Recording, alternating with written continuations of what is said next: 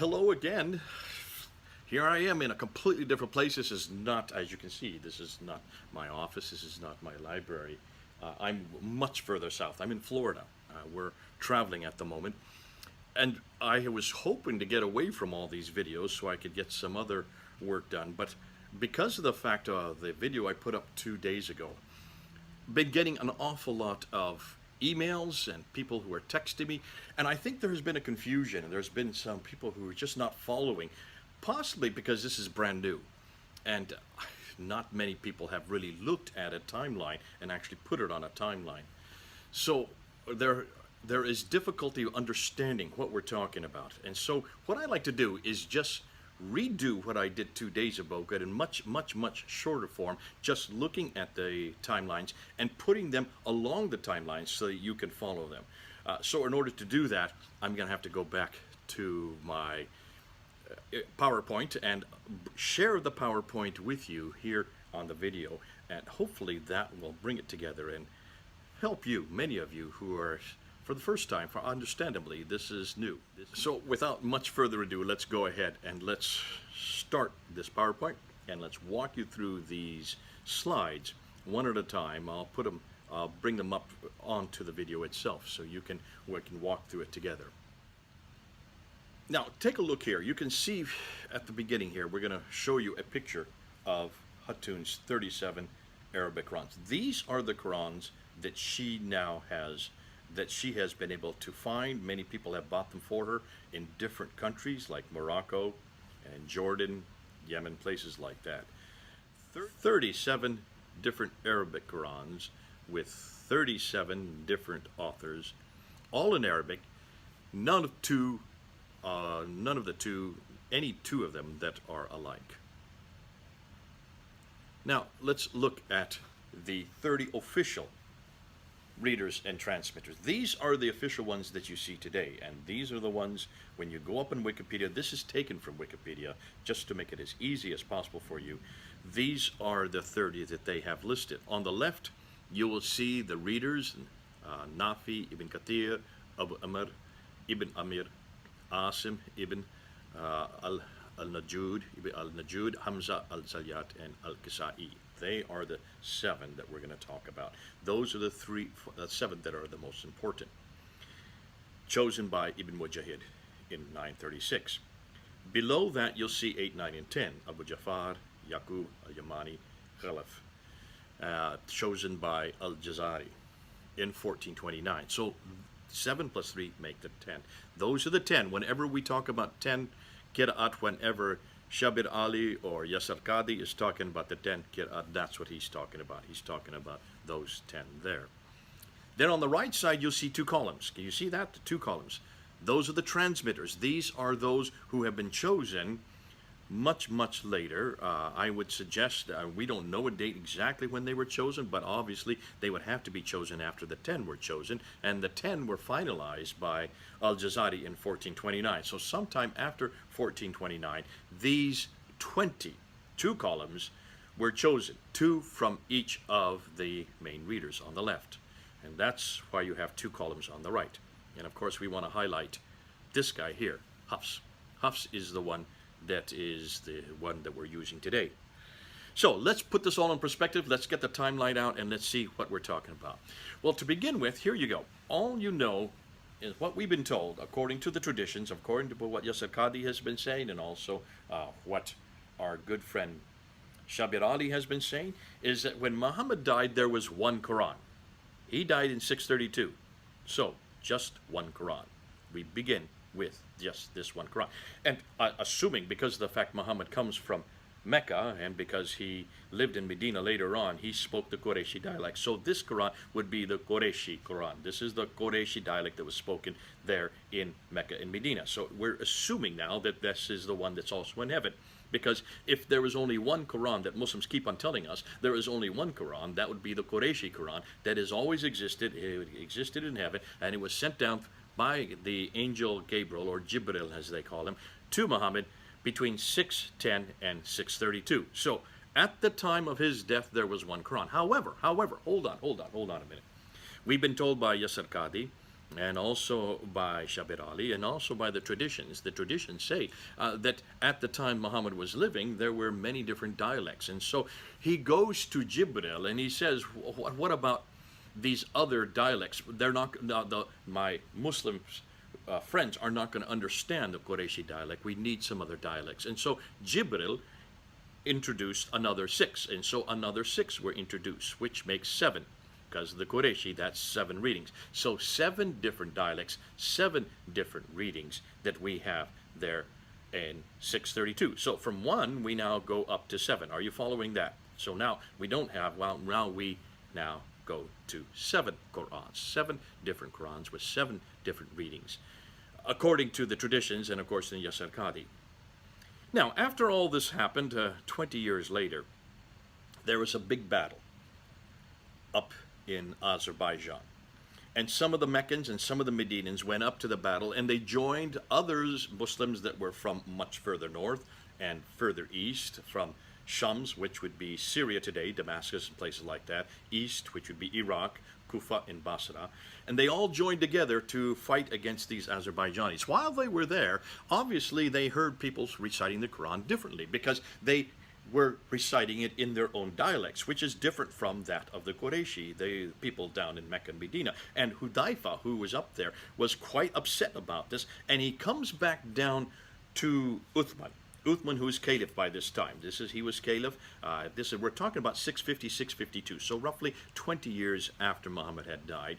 You have this problem within Islam. You have this problem with Muslims who do not like the fact that the Quran is now being recited in other dialects. And so Hudayfa comes back, and I'll read you what he says in Sahih Bukhari, volume 6, book number 61, hadith number 510.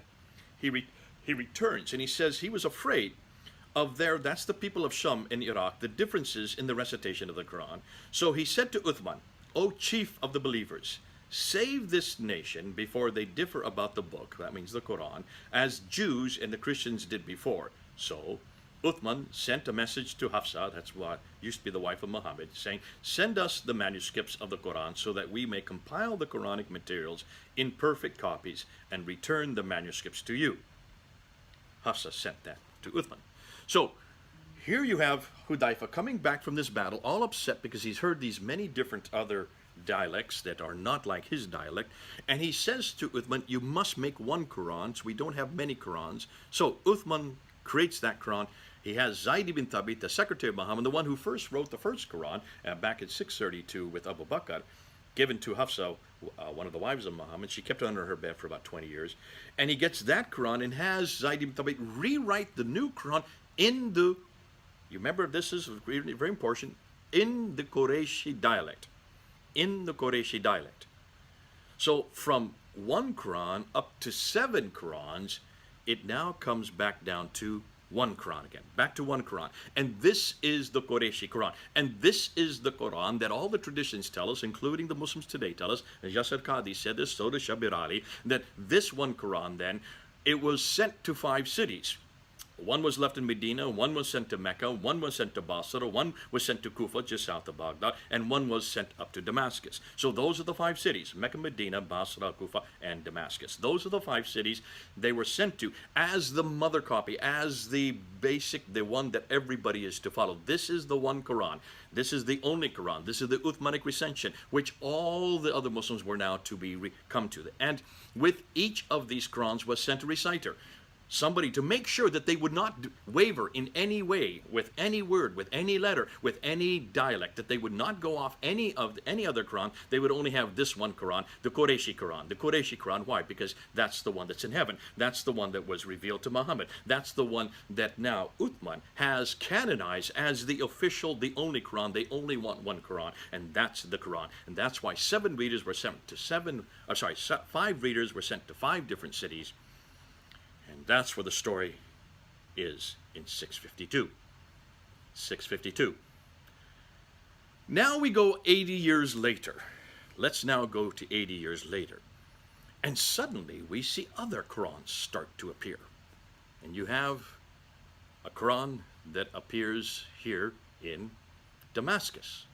And I'm going to go in order of of dates, not in order of importance, okay? There are many different lists of what I'm going to do now, but this is the list that I'm giving you. I'm giving you in dates because I want you to see the dates. The dates are important. That's why I have a timeline here. I really want you to understand this timeline. I want you to visually see what we're talking about. So this man, Ibn Amir from Damascus, he dies in 736. He is the first to write down another Qur'an, not the Qurayshi. This is not Qurayshi. This is from Damascus. Damascus is Shams. This is one of those dialects way up in the north. This is one of the dialects that they didn't like. This is one of the dialects that they came to blows over. This is one of the dialects that those who were at the Battle of Azerbaijan were so upset about, especially those who were down from those from Mecca and Medina. They were so upset about that they did not want anybody speaking this dialect, and so this is one of those that is from the dialects you're not to use.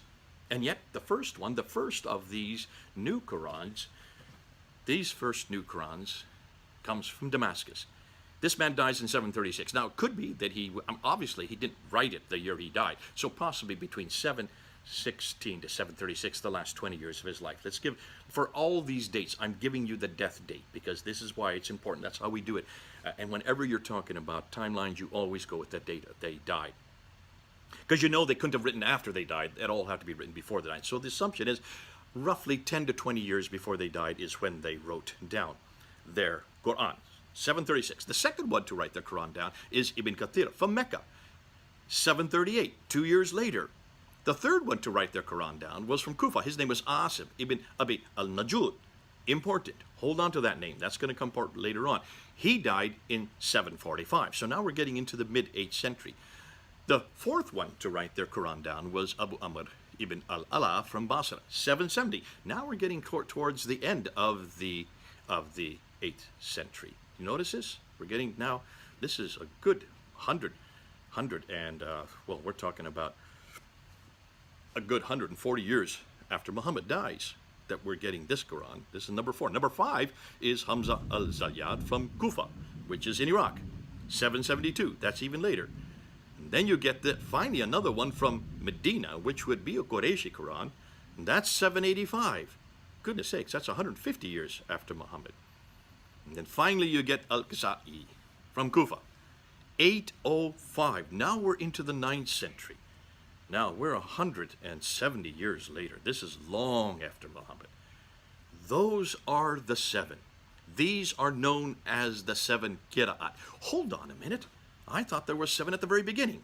Wasn't there 7 that Muhammad had asked for when he asked Jibril that he had many people that were speaking in different dialects they would not understand the Qurayshi dialect? Didn't he ask Jibril specifically to have 7? Well, what happened to those 7? Because now we have another 7, and these 7 don't even begin to appear until the 8th century, until the beginning of the 8th century.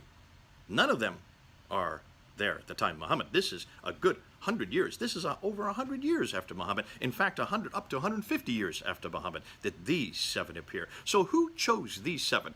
Did Muhammad choose these 7? I've always been told he did. No, he didn't choose these 7. This guy chose these 7. Ibn Mujahid.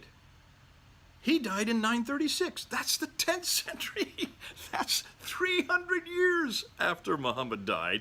You get this guy named Ibn Mujahid who chooses these 7.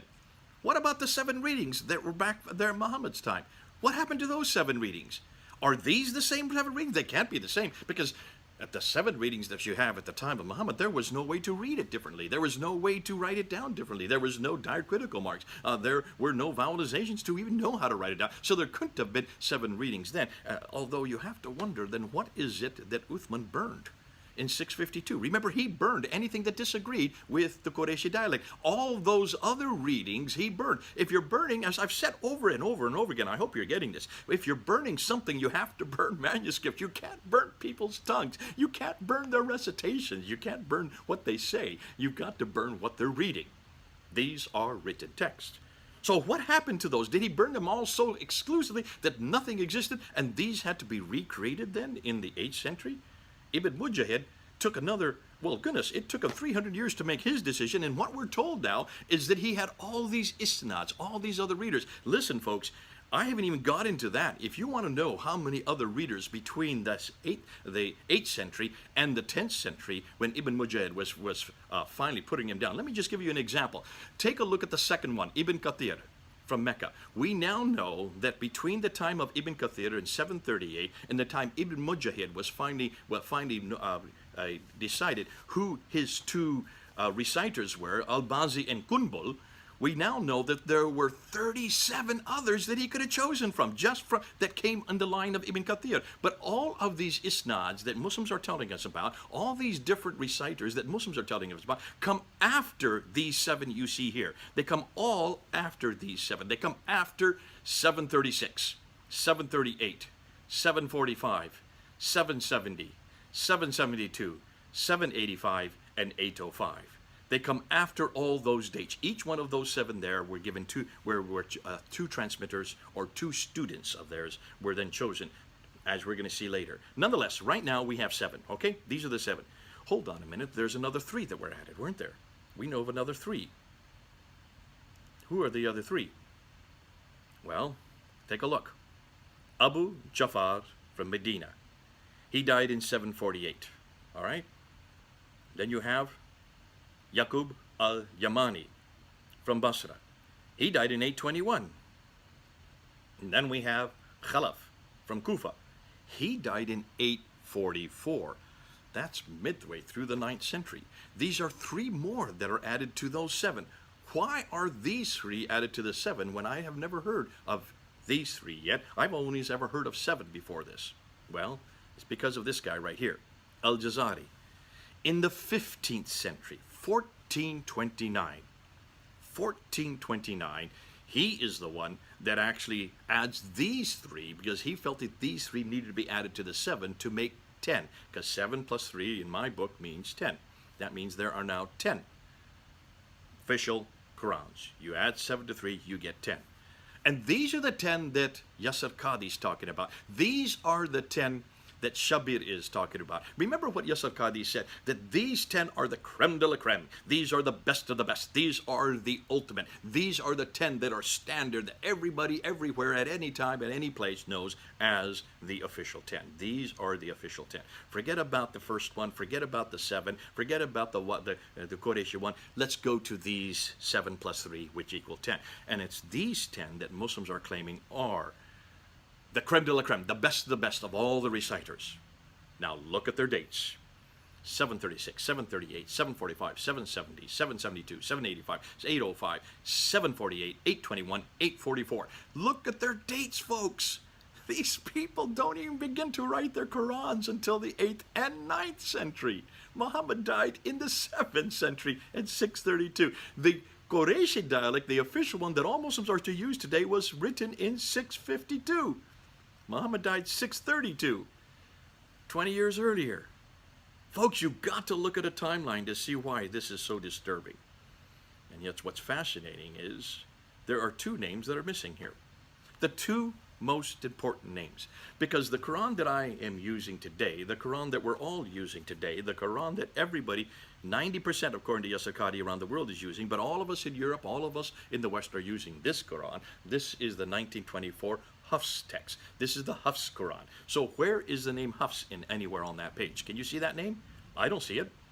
Ibn Amir, Ibn Kathir, Asim, Abu Amr, Hamza, Nafi, Al-Kisahi, Abu Jafar, Yaqub, Khalaf.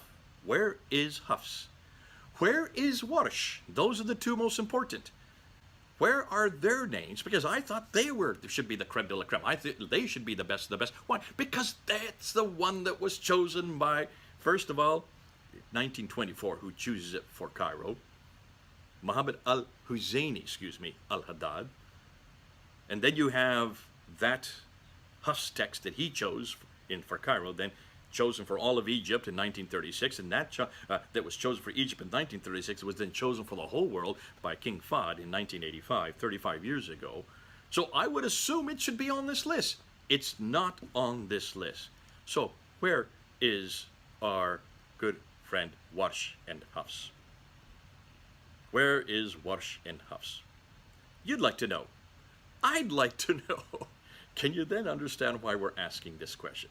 Now there are 10 official qira'ats, 10 official qira'at Qurans, and Warsh and Hafs are missing from the 10 official qira'at Qurans. So where did they come in? Well, to understand that, you're going to have to look at this timeline.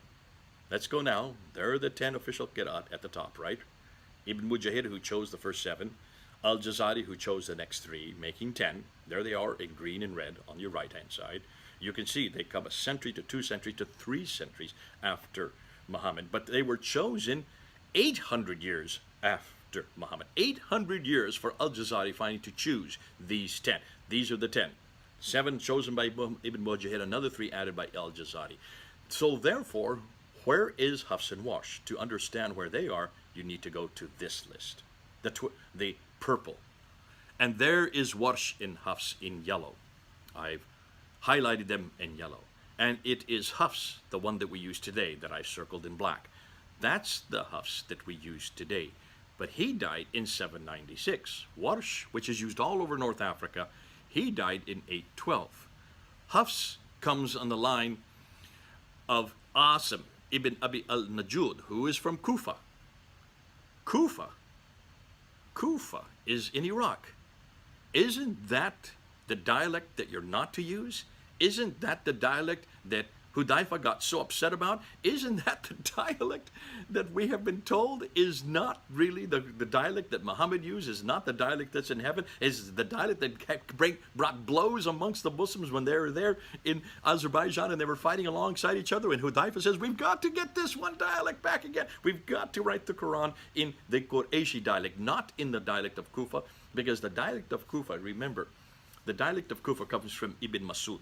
Ibn Masud is the one that wrote the dialect of Kufa. He is the one that is responsible for that. He didn't have as many of surahs, books, in his Quran as you have with Zayd ibn Thabit. Ubay ibn Ka'b, again, from Damascus. He is the other one that they were using. Ubay ibn Ka'b and Ibn Masud were rejected. Their Qurans were rejected. And it was Zayd ibn Thabit's that was finally accepted.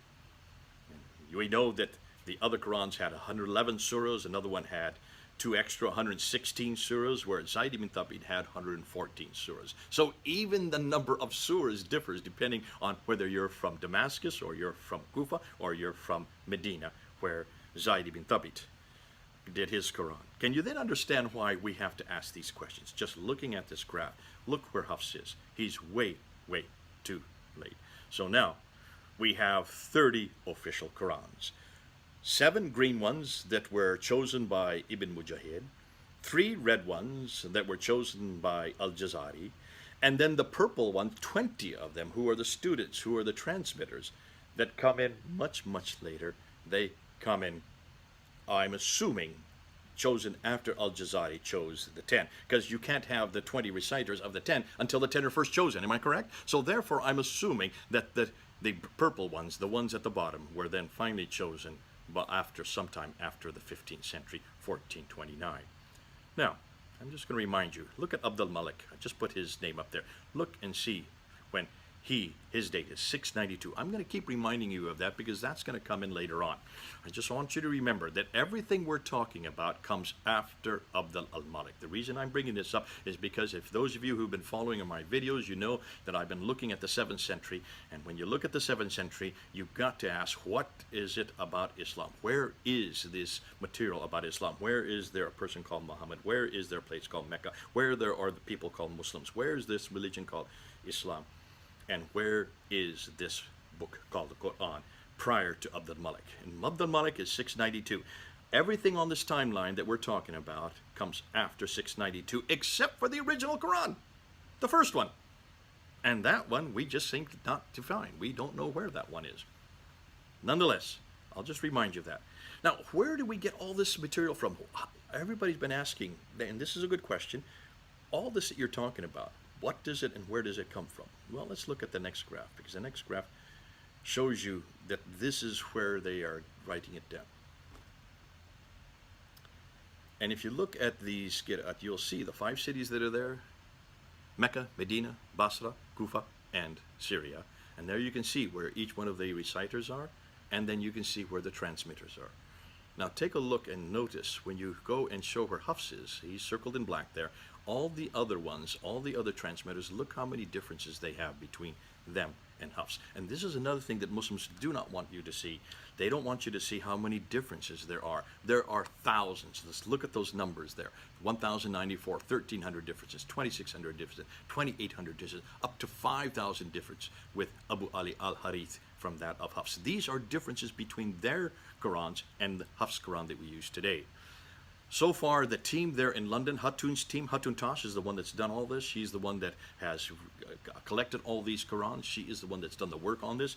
And her team has found so far, they have found 93,000 differences. 93,000 differences between all these other Qurans and the Hafs Qurans. And that's just looking at 23 of them so far. So, folks, can you see why we need to put this in public, why we need to get it out there? Now, let's go back and see where all this material comes from. Everything I've told you, everything I've said, you don't just trust Yasser Qadi. It's not just Yasser Qadi. It's not just Shabir Ali who are telling us this. They're going to material that they have to. They're dependent on. And they're dependent on the Islamic traditions. Everything they know about how Islam began, how the Quran was put together, who Muhammad was, what he said, what he did, where he went, all the things, all the stories surrounding him, all come from the Islamic traditions. And the Islamic traditions include the Sirah, which would be the biography of Muhammad, the Hadith, which would be the sayings of Muhammad, the Tafsir, which would be the commentaries on the Quran, and the Tahriq, which would be the histories. And most people, when you hear them say this, you think, so all this stuff is coming from the time Muhammad died. Remember, there he is on the left. Muhammad died in 632. Uthman wrote the Quran in 652. That's the canonical text that we use today. The problem is this. Here is the same problem we've just been looking at when you come to the Qira'at writings. Because the Sirah did not exist at all at the time of Muhammad. The Sirah was first written down by Ibn Hisham. He died in 833. Now, Ibn Ishaq is credited with first writing the Sirah down, but we don't have any of Ibn Ishaq's material. He died in 765. So, roughly 70 to 80 years earlier. But we don't have his material at all. There's nothing there. We're only dependent on Ibn Hisham. So the earliest we can say is Ibn Hisham, because Ibn Hisham only retained what he wanted to throughout the rest. So really the only biography, the first written extant biography that we have today is Ibn Hisham. That's 833. Now the hadith come much later. There are no hadith at the time of Muhammad. There are no hadith, no sayings of the Prophet Muhammad during his lifetime. They come of Al-Bukhari. Al-Bukhari is the first to write a hadith. And he wrote the hadith down in 870. Look at the date, 870. 870, that is not the 7th century. That is not the 8th century. That is the late 9th century.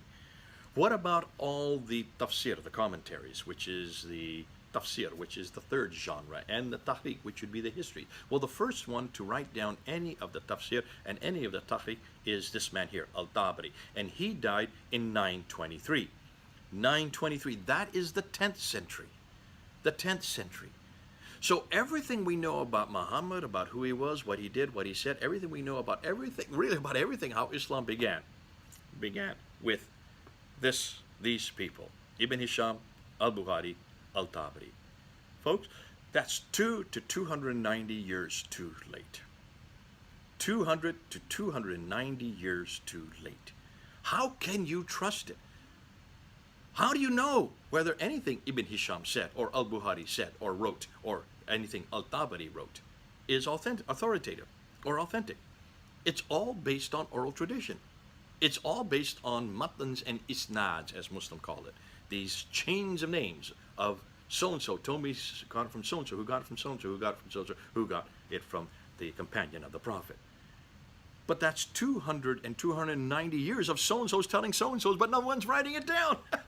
And that's why you have to be so suspicious of it, because it's all nothing more than oral tradition. And oral tradition, like we've been saying over and over again, can be embellished, can be deleted, accreted, you name it, can be corrupted. And does get accreted and deleted, especially if it's oral tradition dealing with the greatest man, as far as you're concerned, that you know, the man that you are holding to as the one that you hold up as the paradigm for your entire religion. And that's why we're saying you need to look at these dates. You need to look at this timeline. Now, I'm just going to put up good old Abdul Malik's date again there, just to remind you. You notice all of these traditions, the Sirah, the Hadith, the Tafsir, and the Tahriq, all come after, long after Abdul Malik. Abdul Malik is the one that we're looking at as the one that started this whole thing, and you can then understand why we're putting his name up there, 692. This all comes after 692. Okay, I hope that's been helpful. I hope that will give you the material that you need, and I hope also that this will be something that visually, just looking at it visually, you will be able to see that nothing so far that Yasser Qadi has been saying, or Shabir Ali, everything they've been telling us is all based on these traditions, these Islamic traditions, the Sirah, the Hadith, the Tafsir, the Tahri, none of which were at the time of Muhammad, none of which were at the time of Uthman. They come 200 to 300 years later, looking at all of the Qira'at that we're looking at, the 7 green Qira'at, the 3 that were added, making the 10 official Qira'at, and then the other 20 that were added to that. That is 30 Qira'at, 30 different Qira'at. They all come after Abd al-Malik. That's significant. That's significant. And we'll be talking about that more. Listen, I hope this makes it a lot more sense to you. I try to make it as quick as possible. I try to keep it under a half hour. It looks like I went over just a bit over a half hour. But bear with me. I am traveling. I don't have all my equipment with me, so I'm going to have to slap this together as best I can. But listen, it's good to be with you. It's good to talk about these things. Let's see how Muslims respond to this. Now that we've got these timelines there, feel free, any of you, to screenshot or grab any of this material. You can use it. Please don't abuse it. Please pass it on to others. And also help Muslims to realize that they've got to talk about these dates, these late dates. You can't get over and see is that there was a Quran that was first 1, and then it went to 7, back to 1 again, then back to 7, then up to 10, then up to 30, and then it comes back to 1 again. So you can see why we're saying this. It is very, very important that when you're looking at all these dates, and you're looking at all these different Qurans, and you're looking at the traditions that tell us about how this Quran is put together, that we put it on a timeline and realize there is not just one Quran. How can 1 equal 7, then equal 1, then equal 10, then equal 20, then equal 30? How can you do that? Remember, Muslims always come to us and they say, how can 1 plus 1 plus 1 equal 1, when they try to confront us with the Trinity?